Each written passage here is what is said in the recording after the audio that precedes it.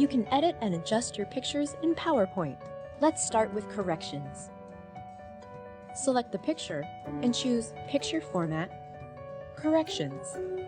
Adjust the brightness, contrast, or sharpness of your picture.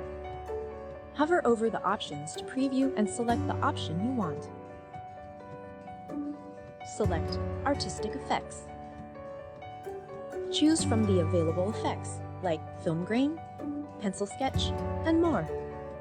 To change the color, select Picture Format, Color. Select Picture Border. Wait for a border. Use presets to give your picture a new look. Select Picture Styles and choose a preset.